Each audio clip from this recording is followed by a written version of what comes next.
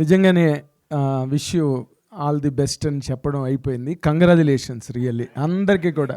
ఒక్కొక్కరి మొహాలు వెలిగిపోతున్నాయి, అసలు ఇలాగా దివిటీల్లా వెలుగుతున్నాయి. అంటే సినిమా ఇండస్ట్రీకి ఒక సక్సెస్ అన్నది ఎంత లైట్ పట్టుకొస్తుందంటే, అంటే మనకి జ్వరం 105 జ్వరం ఉన్నప్పటికీ కూడా సక్సెస్ వచ్చినప్పుడు మొహంలో ఆ గ్లో వేరే మారిపోతుందన్నమాట. నేను మొన్న అసలు ఫస్ట్ రిలీజ్ ముందు ఇంటర్వ్యూస్లో డైరెక్టర్ గారు యుగంధర్ గారు, ఆ హీరోయిన్ అర్చన, హీరో ఆది సాయి కుమార్ అండ్ మధునందన్, వీళ్ళ నలుగురిని నేను ఇంటర్వ్యూ చేసినప్పుడు అందులో మధునందన్ ఒక్కడు తప్పితే ఆది ఏమీ చెప్పలేకపోతున్నాడు. ఎందుకంటే ఈ వాజ్ ఎక్స్పెక్టింగ్ ఏ హిట్ వచ్చాక మాట్లాడదాం అన్న ఆలోచనలో ఉన్నాడు. ఎందుకు మాట్లాడలేదో అర్థం కావట్లేదు. అర్చన మాట్లాడుతున్నంతసేపు అదేనండి అని ఇలాగ ముక్కు చుట్టూరా పెట్టి వేలు చూపిస్తున్నది కానీ ముక్కు చూపించట్లేదు.